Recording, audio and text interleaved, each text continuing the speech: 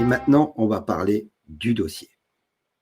On vous a parlé un peu partout sur les réseaux que la Constitution de 1776 avait été supplantée par celle de 1871, sauf que celle de 1871 n'était pas une constitution.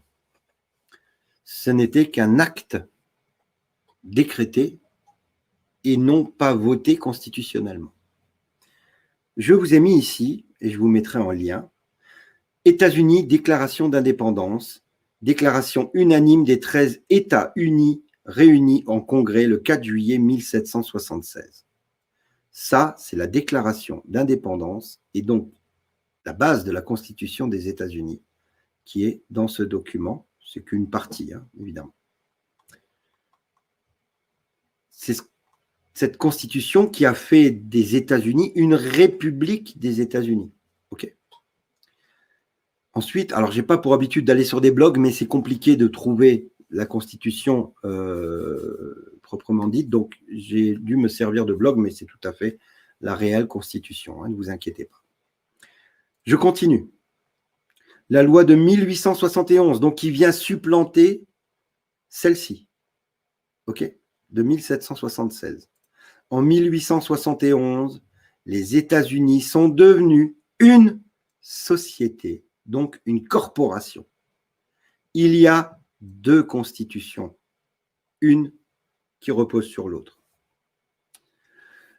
Depuis une loi de 1871 qui a établi le district de Columbia, donc Washington District de Columbia, nous vivons sous les United States Corporation, les États-Unis entreprises, ok, qui appartient à certains banquiers internationaux et l'aristocratie d'Europe et de Grande-Bretagne. Les États-Unis, United States Corporation, n'appartient pas aux Américains. Et vous allez comprendre encore plus clairement les choses. En 1871, le Congrès a changé le nom de la Constitution originale en changeant un mot. Et c'était très important, comme vous le lirez. Certaines personnes ne comprennent pas qu'une différence entre un mot ou deux mots dans tout document légal fait la différence essentielle, mais le Congrès le savait et le sait. En 1871, le 21 février, le Congrès adopte une loi visant à fournir un gouvernement au district de Columbia, également connu sous le nom de la loi 1871. En l'absence d'autorité constitutionnelle pour le faire, donc elle est inconstitutionnelle, le Congrès crée une forme de gouvernement distincte pour le district de Columbia, une passerelle de terrain de 10 000 mètres carrés, ouais, je crois que c'est ça, ou 10 000 arts, voire acte de 41e congrès, voilà, blablabla. La loi adoptée lorsque le pays a été affaibli et épuisé financièrement à la suite d'une guerre civile était une décision stratégique d'intérêt étranger, banquiers internationaux, et vous allez retrouver les Rothschild, qui avaient l'intention de prendre la mainmise sur les coffres et l'argent de l'Amérique. Le Congrès a conclu un accord avec les banquiers internationaux, en particulier les Rothschild de Londres, pour contracter une dette envers le dit banquier. Donc, la Banque de Londres, la City de Londres, qui est un pays dans le pays, hein, vous le savez, je vous ai déjà expliqué, on a le Vatican en Italie qui est un pays dans le pays, on a la City de Londres qui est un pays dans le pays, et vous allez comprendre que ce n'est pas les seuls. C'est assez impressionnant, vous allez voir, c'est vraiment, écoutez bien. La Constitution des États-Unis d'Amérique et la Constitution des États-Unis d'Amérique incorporées, il y a deux différences. Les États-Unis d'Amérique sont les États-Unis d'Amérique, il y a 50 États, et les États-Unis d'Amérique Incorporation, c'est l'entreprise, elle a un numéro de siret, tout comme la France, hein, d'ailleurs, tout comme tous les ministères ont un numéro de siret, ce sont des entreprises. Ils fonctionnent dans une capacité économique et a été utilisée pour tromper le peuple en lui faisant croire qu'il gouverne la République, et ce n'est pas le cas. La capitalisation n'est pas anodine quand on se réfère aux documents juridiques. Cette modification apparemment mineure a eu un impact majeur sur chaque génération suivante d'Amérique. OK ? Avant, vous aviez la Constitution des États-Unis d'Amérique et vous avez maintenant les États-Unis d'Amérique Corporation. C'est là la grande différence. Ce que le Congrès a fait en adoptant la loi 1971 a été de créer un document entièrement nouveau, une constitution pour gouverner pour le gouvernement du district de Columbia, uniquement. Il profite uniquement à la Société des États-Unis d'Amérique et non pas à la République, et fonctionne entièrement en dehors de la constitution d'origine organique, donc la 1776. Il fonctionne en parallèle en réalité. Et celle de 1871 a pris le dessus parce que l'État profond a fait qu'il prenne le dessus.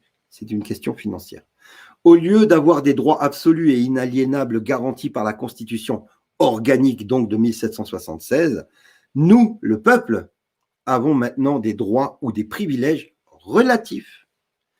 Un exemple est le droit de voyager du souverain, qui a maintenant été transformé en vertu de la politique du gouvernement d'entreprise en un privilège exigeant que le citoyen soit titulaire d'un permis, donc un passeport. Donc, en adoptant la loi de 1871, le Congrès a commis le trésor contre le peuple qui était souverain en vertu des subventions du décret de la déclaration d'indépendance de la Constitution. Tout ça pour vous dire quoi ? Trump avait été élu pour la Constitution originelle et donc défendre la Constitution originelle et par la Constitution de 1871. Sauf que ce n'est pas une Constitution 1871, c'était un décret, un acte non constitutionnel. Et comme je vous l'ai dit hier, il semblerait, je n'ai pas trouvé la preuve, mais en tout cas beaucoup commencent à en parler de plus en plus, que cette loi de 1871 qui étouffait la Constitution originale ait été abrogée le 4 juillet 2020, ce qui réfère, donc qui annule tout ce qui a été fait depuis. OK ? Quand on regarde, l'intention de tout cela était de donner que le district actuel de Columbia ait été créé en 1790 et entièrement affrété en 1801. Le but de la loi de 1871 est, semble-t-il, simplement de créer une entreprise des États-Unis. Que toute cette partie du territoire des États-Unis, on parle de Washington, D.C., comprise dans les limites du district de Columbia, et qu'elle soit par la présente créée en un gouvernement du nom de District of Columbia, sous lequel il est désigné par les présentes constituer une personne morale aux fins municipales. On ne parle plus de république. Et exerce tout le pouvoir d'une corporation municipale. La loi de 1971 devait donc créer une société privée appartenant au gouvernement actuel du district de Columbia, le célèbre district de Columbia Corporation. De plus, le seul gouvernement créé dans cette loi était la même forme de gouvernement privé que n'importe quelle société privée dans le cadre de l'exploitation de sa propre structure d'entreprise.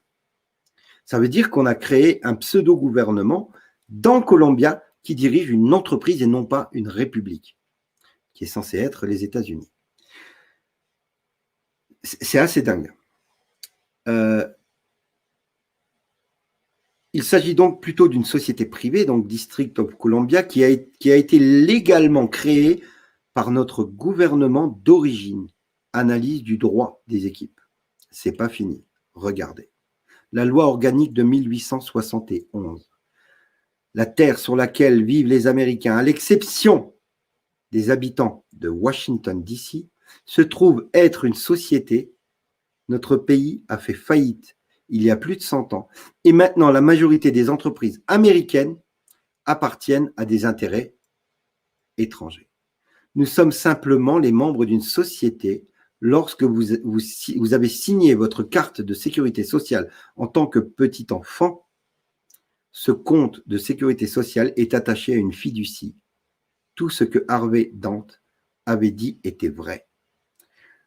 Nous sommes dans un complot mondial, et c'est pour ça qu'on porte le nom de complotiste, évidemment, où, comme je vous l'expliquais, le Vatican, la couronne d'Angleterre et les Rothschild sont à la tête du monde, soi-disant libre. Pourquoi je vous dis ça? Le Vatican est un pays dans le pays en Europe. La City de Londres, qui appartient aux Rothschild, est un pays dans le pays à Londres, en Angleterre. Ce n'est pas en Angleterre. Enfin, c'est en Angleterre, mais c'est un pays dans le pays. OK? Tout comme Monaco est un pays dans le pays. Voilà. Et donc, on a la Fed aux États-Unis aussi, qui était un pays dans le pays, mais qui a été reprise au mois d'avril 2020 par Trump. Et on a Washington, D.C. Regardez Washington, D.C., c'est assez intéressant de regarder cette carte. Je vais vous lire, ça c'est Wikipédia, mes amis, hein, vous ne pouvez pas me dire non. Regardez les frontières de Washington, D.C., qui n'appartient pas aux États-Unis. Ça n'appartient pas à la République des États-Unis. Je vous lis. Washington, officiellement le district de Columbia, souvent appelé Washington, D.C., The District, ou simplement D.C., est une ville indépendante des États-Unis, dont elle est la capitale. Donc, comment peut-elle être la capitale en étant indépendante des États-Unis? Cela étant, on continue.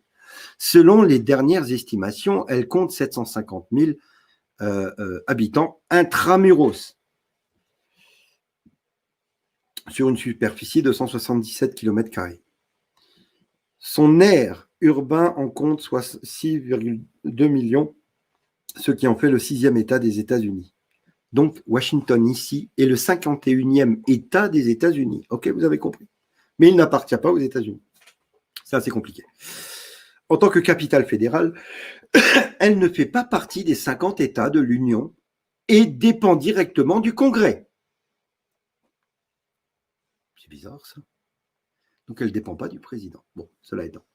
Son statut spécial vaut à ses habitants de ne pas disposer de députés ni de sénateurs. La ville est le siège de nombreuses institutions américaines et internationales telles que la Maison-Blanche, le Capitole, le siège du Congrès, ainsi que le siège de la Banque mondiale et du Fonds monétaire international. Cette ville, donc, appartient pas aux États-Unis. Elle appartient pas aux Américains. Elle appartient aux banques et donc aux Rothschild et à l'Angleterre et au Vatican. Ces trois entités sont propriétaires de Washington, D.C., dont a été élu le président Biden, qui n'est autre que le président de Washington, D.C., et non pas des États-Unis, selon la Constitution originale. Et si Trump a effectivement, comme on le sait ou on le pense, éliminé cet acte de 1871, Biden n'est le président en réalité que de Washington, D.C. Et tout ce qu'il gouverne, c'est Washington, D.C. Mais comme on le sait, plus de 25 000 hommes ont entouré et ont enclavé Washington, D.C., c'est ce qu'on appelle une prison à ciel ouvert. Joe Biden, ainsi que tous les démocrates et tous les républicains qui font partie de cette caste, qui ont voulu tricher, sont dans une prison à ciel ouvert. La Maison-Blanche n'est autre qu'une prison. Voilà, mes amis. Ça, c'est la vérité, la réalité. La Réserve fédérale aussi faisait partie de Washington, D.C. Et donc, les organismes fédéraux comme la Réserve fédérale des États-Unis est à Washington, D.C. Tout est enfermé aujourd'hui. Elle est enfermée. Elle accueille 176 ambassades et représentants diplomatiques, blablabla. Voilà, mes amis. Là, vous avez la prison de l'État profond actuellement. Joe Biden est président, oui, de Washington, D.C. uniquement. L'entreprise USA Corporation, c'est Washington, D.C. et rien d'autre. Donc, en espérant évidemment que tout ait été fait, et je pense que Trump l'a fait, il a annulé l'acte qui était inconstitutionnel de 1871. On revient à la constitution d'origine, et donc, il n'y a pas de président des États-Unis autre que le président Trump actuellement. Parce que s'il n'y a plus de constitution de 1871, les élections étaient complètement nulles et non avenues. Et donc, comme il n'y a pas de nouveau président, c'est l'ancien président qui continue à gérer les États-Unis, sauf qu'il le fait en sous-marin pour l'instant. J'espère que c'était une bonne nouvelle.